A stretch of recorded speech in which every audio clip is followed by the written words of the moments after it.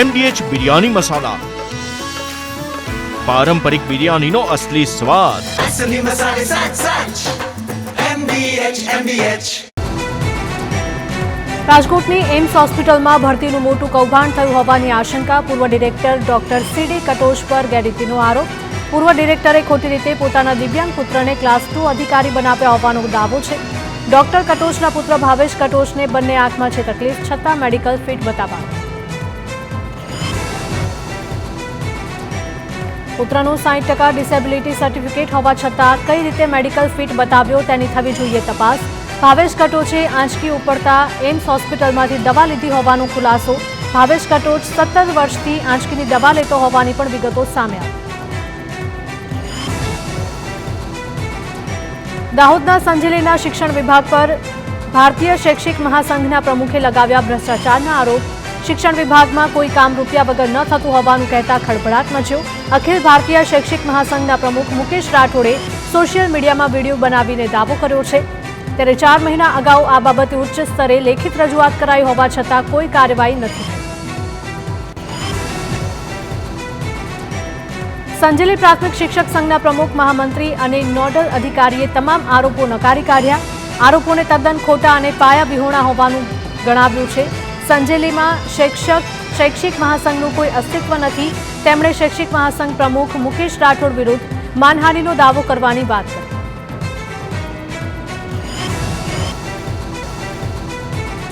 સુરતના અમરોલીમાં ગેરકાયદે રીતે થતા ગર્ભ પરીક્ષણનો પર્દાફાશ. જિલ્લા આરોગ્ય અધિકારીએ હોસ્પિટલમાં દરોડા પાડ્યા.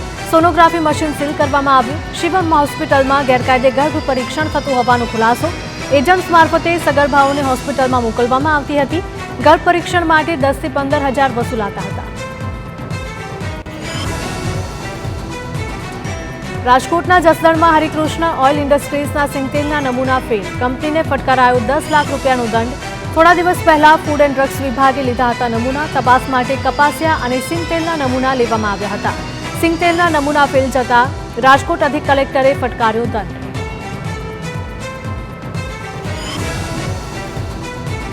રાજકોટ સબ રજિસ્ટ્રાર ઓફિસમાં આઈટીની તપાસ મામલે હવે વિભાગની ઇન્ટેલિજન્સ એન્ડ ક્રિમિનલ ઇન્વેસ્ટિગેશન વિંગે તપાસ હાથ ધરી. 60 દિવસમાં વિસ્તૃત રિપોર્ટના આધારે બિલ્ડર સુધી પહોંચી શકે છે તપાસ. 5 વર્ષના દસ્તાવેજોની તપાસમાં અનેક ગેરરીતિ ખુલવાની આશંકા. વિસ્તૃત રિપોર્ટ બાદ આઈટી વિભાગ બિલ્ડર લોબી સુધી પહોંચે તેવી શક્યતા. ઈડીએ Axis mutual fund front running કેસમાં રાજ્યના શહેરોમાં દરોડા પાડ્યા. અમદાવાદ, ભાવનગર અને ભુજમાં ઈડીએ તપાસ કરી. તપાસમાં ગુજરાતમાંથી મહત્વની કડી મળે તેવી સંભાવના. માર્કેટ સાથે ચેડા કરી તેનો ફાયદો મેળવવામાં આવ્યો હોવાની દિશામાં તપાસનો દોર. કેસમાં મહત્વની ભૂમિકા ભજવનાર ગુજરાતના મોટા માથાઓ અંગે તપાસ.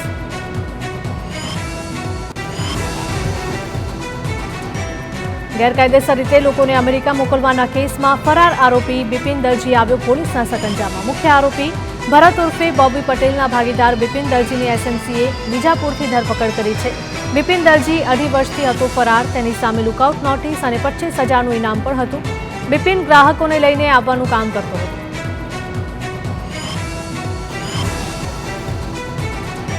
વડોદરાના ગંભીરા બ્રિજ પર ફસાયેલા ટેન્કરને ઉતારવાની કામગીરી ચાલુ. લટકતા ટેન્કરને ઉતારવા બલૂન ટેકનોલોજીનો કરાશે ઉપયોગ.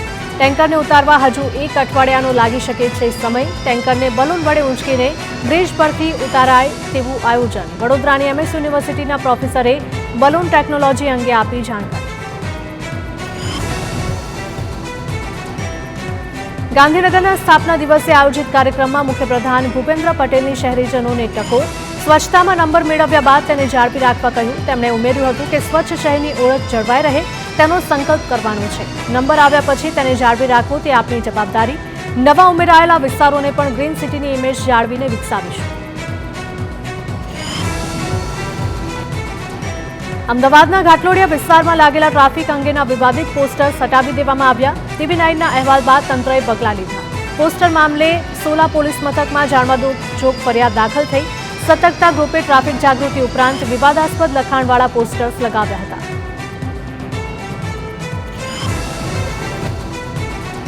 વિવાદાસ્પદ પોસ્ટર્સ મામલે હવે ટ્રાફિક પોલીસ જ વિવાદમાં આવી. 1 મહિનાથી પોસ્ટર્સ લાગ્યા હોવા છતાં પણ ટ્રાફિક પોલીસ અજાણ હતી. TV9ના અહેવાલ બાદ ટ્રાફિક પોલીસને વિવાદાસ્પદ પોસ્ટરની જાણ થઈ. કયા કારણથી વાંધાજનક પોસ્ટર્સ લગાવ્યા તેની પણ કરવામાં આવશે તપાસ. વડોદરા મહાનગરપાલિકાને કોમર્શિયલ કોર્ટે લગાવી ફટકાર. રેલવેની મિલકત પર ગેરકાયદે હોર્ડિંગ લગાવવા બદલ પાલિકાએ રેલવેને ચૂકવવા પડશે 1,87,00,000 રૂપિયા. શહેરના અલકાપુરી ગરનાળામાં મહાનગરપાલિકા 2004થી દિવાલ ઉપર હોર્ડિંગ્સ લગાવીને કમાણી કરતી હતી, જેની સામે રેલવેએ દાવો માંડ્યો હતો. કોર્ટે 17 વર્ષે રેલવેની તરફેણમાં ચુકાદો આપ્યો. સુરતની વીર નર્મદ યુનિવર્સિટી વધુ એક વખત વિવાદમાં આવી. ફાઇન આર્ટ્સ વિભાગમાં 32માંથી 28 વિદ્યાર્થીઓને કરાયા નાપાસ. ઇન્ટરનલ પરીક્ષામાં ગેરહાજર દર્શાવી ખોટી રીતે નાપાસ કર્યા હોવાનો આક્ષેપ છે. વિભાગના મહિલા પ્રોફેસરે ટાર્ગેટ કરીને 0 માર્ક આપ્યા હોવાની કુલપતિને ફરિયાદ. વિભાગના વડાને જાણ કરાતા ઇન્ટરનલ ઇન્ક્વાયરી કમિટી પણ બનાવાઈ. સુરતના વડોદમાં જર્જરિત પાણીની ટાંકીના TV9ના અહેવાલ બાદ પ્રશાસન હરકતમાં આવ્યું. અધિકારીઓને ત્વરિત અસરથી કામગીરીના આદેશ અપાયા. પાણી સમિતિના ચેરમેને અધિકારીઓને સાથે રાખીને ટાંકીની મુલાકાત લીધી હતી. ટાંકીની કામગીરી વરસાદના કારણે અટકી પડી હોવાનું ચેરમેનનું નિવેદન. જૂનાગઢના વિસાવદરમાં સરકારી અનાજ સગે વગે થયું હોવાનો આક્ષેપ. વિસાવદરના 5 ગામમાં અનાજ ન મળ્યું હોવાની રાવ. ધારાસભ્ય ગોપાલ ઇટાલિયાએ પુરવઠા નાયબ મામલતદારને રજૂઆત કરી. અનાજ સગે વગે કરનારા સામે ફરિયાદ કરવા માંગ. પોલીસ ફરિયાદ ન લેતી હોવાનો ધારાસભ્યનો આક્ષેપ.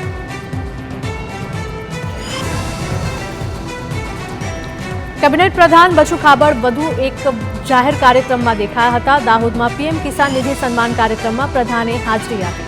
છેલ્લા કેટલાક સમયથી જાહેર કાર્યક્રમથી દૂર રહ્યા બાદ બચુ ખાબડ ફરીથી થયા છે સક્રિય. 2 દિવસ પહેલા પણ દાહોદના કાર્યક્રમમાં જોવા મળ્યા હતા ખાબડ. હવે નવસારીમાં પણ વંદે ભારત ટ્રેન ઊભી રહેશે. ટ્રેનના સ્ટોપેજને મંજૂરી આપતા સમગ્ર જિલ્લામાં ખુશીનો માહોલ છે. કેન્દ્રીય જળશક્તિ પ્રધાન CR પાટીલે આનંદ વ્યક્ત કરતા કહ્યું કે નવી દિલ્હીમાં રેલ પ્રધાન અશ્વિની વૈષ્ણવ સાથે યોજાયેલી બેઠકમાં નવસારીમાં વંદે ભારતના સ્ટોપેજની માંગ કરી હતી. મંત્રાલયે માંગણી પર સકારાત્મક પ્રતિસાદ આપ્યો, જોકે હજુ કેટલાક પ્રશ્નોનું નિરાકરણ બાકી છે.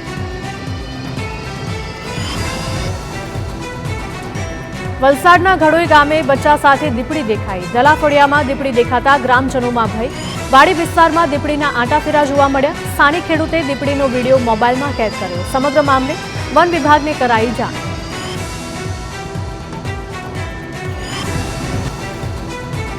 ગીર સોમનાથ જિલ્લામાં ફરી એકવાર રહેણાંક વિસ્તારમાં સિંહ જોવા મળ્યા. ગીર ગઢડા શહેર નજીક ગ્રામ્ય વિસ્તારમાં રાત્રે સિંહ લટાર મારતા નજરે પડ્યા હતા. શિકારની શોધમાં રાત્રિ દરમિયાન સિંહો છેક માણસો સુધી પહોંચી ગયા. સિંહોના આંટાફેરાને પગલે લોકો સાવચેત. ગીર સોમનાથના માધુપુરમાં પણ સાવજની હાજરી જોવા મળી. ચકલીધાર વિસ્તારમાં સિંહણ લટાર મારતી નજરે પડી. વહેલી સવારે સિંહણના આંટાફેરાનો વિડીયો સ્થાનિકોએ પોતાના મોબાઈલ કેમેરામાં ઉતાર્યો હતો. સિંહણની અવરજવર વધતા સ્થાનિકોમાં ફફડાટ ફેલાયો.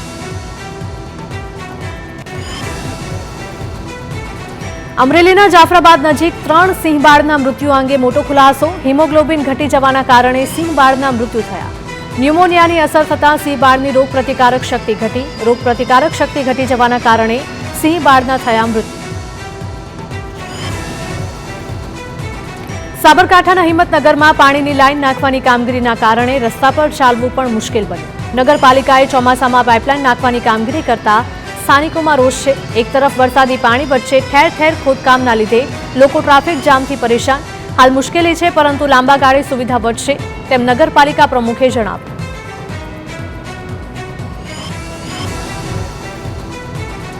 બનાસકાંઠાના પાલનપુર શહેરની 15 સોસાયટીઓના રહીશોનો પ્રાથમિક સુવિધાઓથી વંચિત છે. દેવપુરા ગામની આસપાસના વિસ્તારમાં 10 વર્ષથી પાણી, ગટર અને રસ્તાની સમસ્યાઓ. સ્ટ્રીટ લાઇટો પણ બંધ હાલતમાં છે. વરસાદી પાણીના નિકાલની પણ કોઈ જ વ્યવસ્થા નથી. સ્થાનિકોએ કલેક્ટર કચેરીએ આવેદન આપી નિરાકરણ લાવવાની માંગ કરી.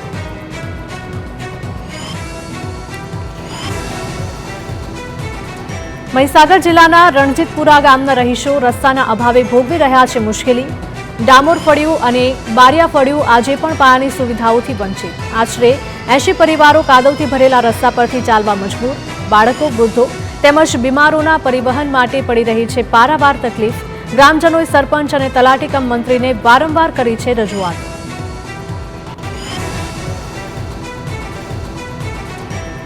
વડોદરાના પાદરાના ટીમ્બુપુરાની પ્રાથમિક શાળાના નિર્માણ કાર્યમાં હલકી ગુણવત્તાના આક્ષેપો ઉઠ્યા છે.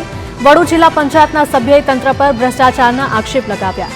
રેતી કપચી સહિતના સામાનમાં ગુણવત્તા ન જાળવી હોવાનો આરોપ છે. વિરોધ વ્યક્ત કરી કામ સત્વરે બંધ કરવાની માંગ.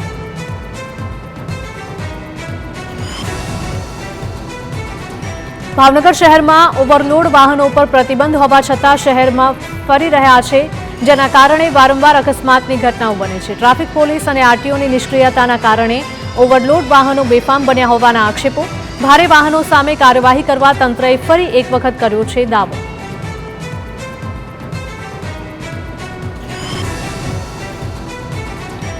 ભાવનગરના મહુવાનો ભાદરોડથી 15 ગામને જોડતો રસ્તો ખખડધજ હાલતમાં. માત્ર 3 મહિનામાં રોડમાં થયેલી નબળી કામગીરીની પોલ ખુલી.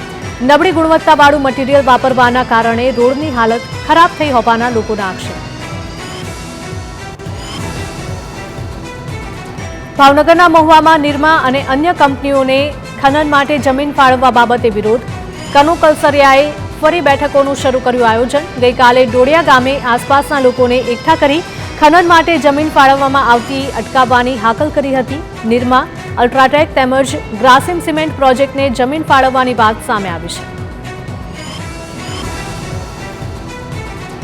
રાજકોટના ઉપલેટા શહેરમાં લાંબા વિરામ બાદ વરસાદ. અનેક વિસ્તારોમાં વરસાદ પડ્યો. વરસાદ પાછો ખેંચાતા ખેડૂતો હતા ચિંતિત, પરંતુ હવે કપાસ, મગફળી, સોયાબીન અને એરંડા જેવા પાકોને જીવનદાન મળ્યું.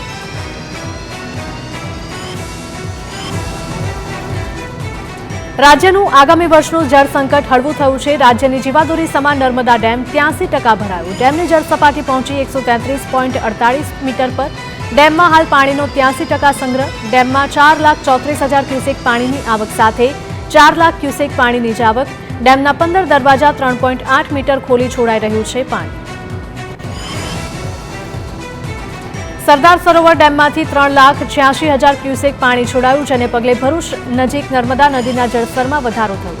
ભરૂચમાં નર્મદા નદીની જળ સપાટી 17 ફૂટે પહોંચી. નદીની ભયજનક સપાટી છે 22 ફૂટ. તંત્રએ લોકોને નદી કિનારે અવરજવર ન કરવા સૂચના આપી.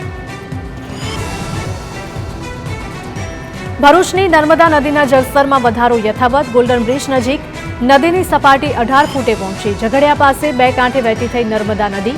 માછીમારોએ કિનારે બોટ લાંઘી.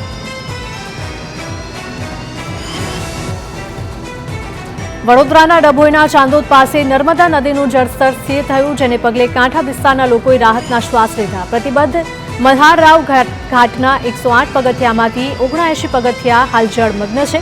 નદીના પાણી ભયજનક સપાટીથી ઘણા દૂર. ડેમમાંથી પાણી છોડવાનું ઘટતા નદીના પાણી થયા સ્થિર.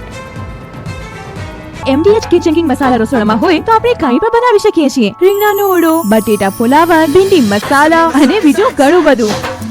MDH